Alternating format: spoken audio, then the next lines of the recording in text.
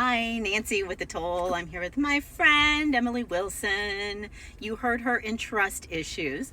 And we had that little bonus story in there about Gypsy Rose. I'm from Springfield. I'm from Springfield. Home of Gypsy Rose.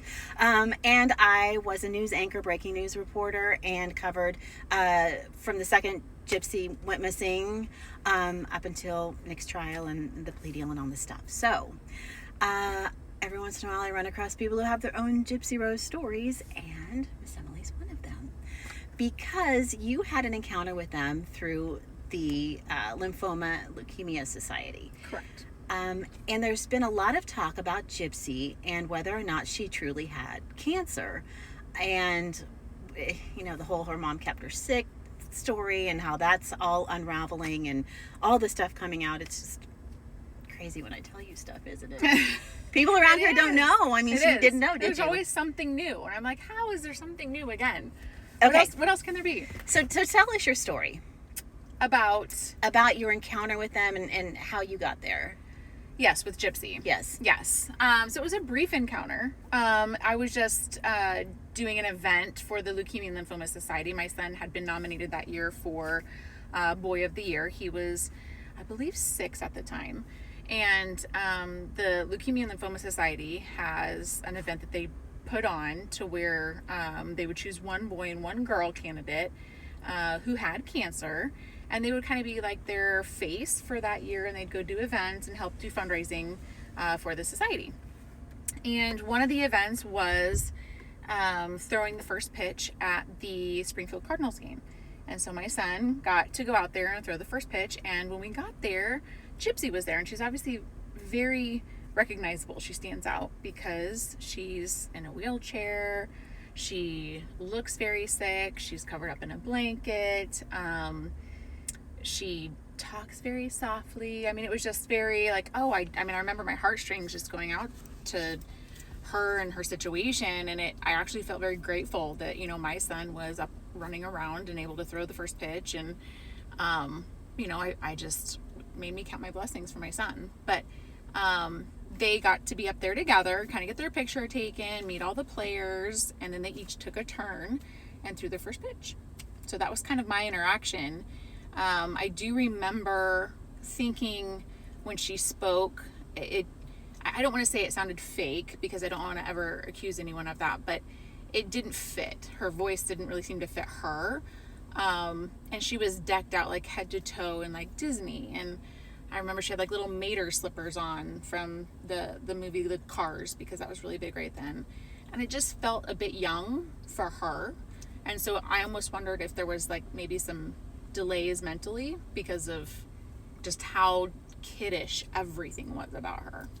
My bigger question is, there's a question on whether she actually had leukemia and mm-hmm. all this stuff. And mm-hmm. Because of the microdeletion, that's now, she has said it, that she has it. Mm-hmm. One of the symptoms is having leukemia.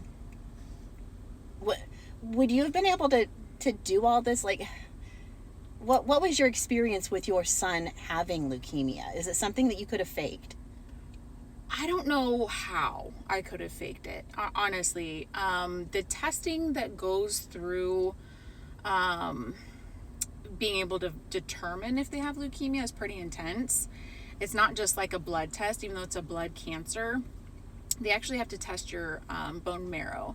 So they actually do a bone marrow test, which is where they go and take a very big needle and they pull bone marrow from the back joint, your back hip bone joint.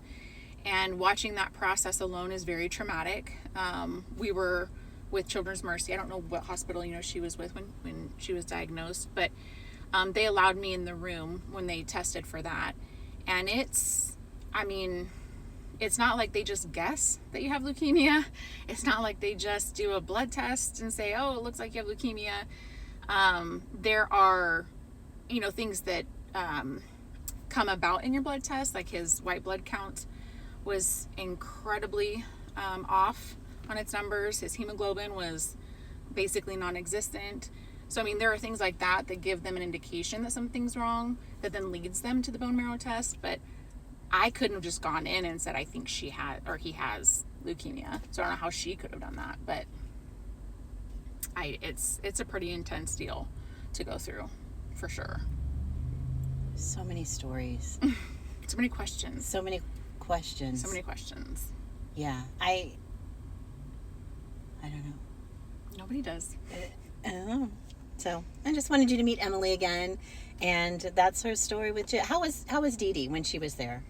You know, I don't remember actually meeting Dee Dee one-on-one. I had another small child at the time, so I was helping, kind of, my attention was divided a little bit. But I do remember her being very social, very bubbly. She acted like she knew most everyone there, which, I mean, now that I know who she was, obviously she knew the news anchor, she knew all the main players of Leukemia and Leukemia Society.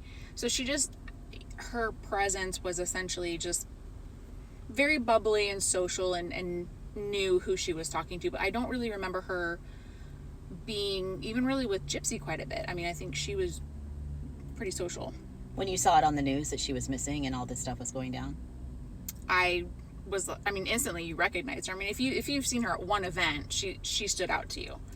I mean, you knew who Gypsy Rose was. Because I remember seeing, the home that was donated to them.